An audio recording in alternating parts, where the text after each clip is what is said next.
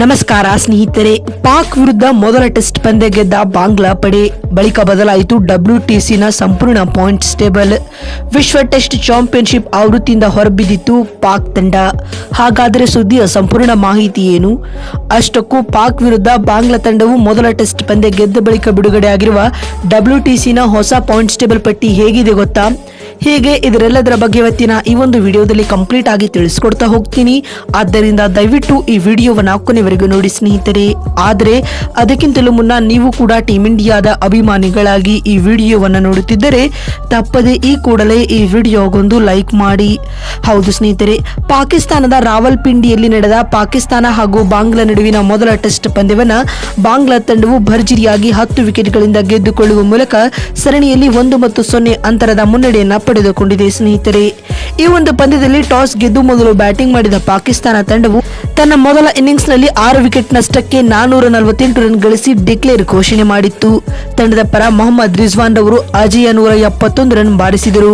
ಇದಕ್ಕೆ ಪ್ರತ್ಯುತ್ತರವಾಗಿ ಬಾಂಗ್ಲಾದೇಶ ತಂಡವು ತನ್ನ ಮೊದಲ ಇನ್ನಿಂಗ್ಸ್ ಅಂತ್ಯಕ್ಕೆ 565 ರನ್ ಕಲೆ ಹಾಕಿ ಆಲ್ಔಟ್ ಆಯಿತು. ಬಾಂಗ್ಲಾ ತಂಡದ ಪರ ಮೊದಲ ಇನ್ನಿಂಗ್ಸ್ ನಲ್ಲಿ ಮುಷ್ಫಿಕುರ್ ರಹೀಂ ರವರು 191 ರನ್ ಬಾರಿಸಿ ಮಿಂಚಿದರು ಸ್ನೇಹಿತರೆ. 135 ರನ್ಗಳ ಹಿನ್ನಡೆಯೊಂದಿಗೆ ಎರಡನೇ ಇನ್ನಿಂಗ್ಸ್ ಅನ್ನು ಆರಂಭಿಸಿದ ಪಾಕಿಸ್ತಾನ ತಂಡವು 146 ರನ್ಗಳಿಗೆ ಆಲ್ಔಟ್ ಆಯಿತು. ಇದರೊಂದಿಗೆ ಬಾಂಗ್ಲಾ ತಂಡಕ್ಕೆ ಮೊದಲ ಟೆಸ್ಟ್ ಪಂದ್ಯವನ್ನ ಗೆಲ್ಲಲು ಕೇವಲ 30 ರನ್ಗಳ ಸುಲಭ ಗುರಿಯನ್ನ ನೀಡಲಾಗಿತ್ತು. ಈ ಗುರಿಯನ್ನ ಬಾಂಗ್ಲಾ ತಂಡವು ಯಾವುದೇ ವಿಕೆಟ್ ಕಳೆದುಕೊಳ್ಳಲಾಗದೆ ಚೇಸ್ ಮಾಡಿತು. ಇದರೊಂದಿಗೆ ಪಾಕ್ ವಿರುದ್ಧದ ಮೊದಲ ಟೆಸ್ಟ್ ಪಂದ್ಯವನ್ನ ಬಾಂಗ್ಲಾ ಪಡೆಯು 10 ವಿಕೆಟ್ಗಳಿಂದ ಗೆದ್ದುಕೊಳ್ಳುವ ಮೂಲಕ ಇತಿಹಾಸದಲ್ಲಿ ಇದೇ ಮೊದಲ ಬಾರಿಗೆ ಪಾಕಿಸ್ತಾನದಲ್ಲಿ ಟೆಸ್ಟ್ ಗೆದ್ದ ವಿಶ್ವ ದಾಖಲೆಯನ್ನ ಬಾಂಗ್ಲಾದ ಹುಲಿಗಳು ನಿರ್ಮಿಸಿದವು ಸ್ನೇಹಿತರೆ.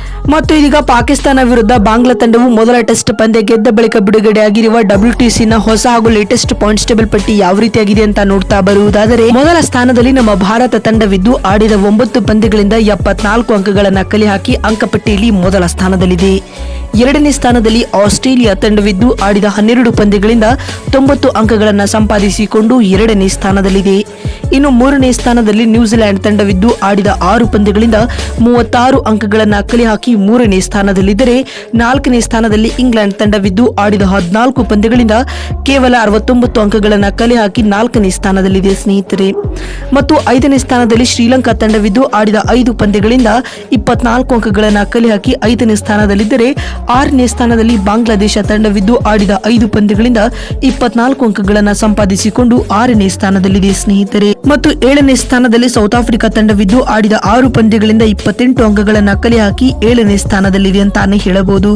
ಇದರೊಂದಿಗೆ ಪಾಕಿಸ್ತಾನ ತಂಡವು 8ನೇ ಸ್ಥಾನದಲ್ಲಿದ್ದು ಆಡಿದ 6 ಪಂದ್ಯಗಳಿಂದ 22 ಅಂಕಗಳನ್ನು ಕಲೆ ಹಾಕಿ WTC ಚಾಂಪಿಯನ್ಶಿಪ್ ನಿಂದ ಹೊರಬಿದ್ದಿದೆ ಸ್ನೇಹಿತರೆ.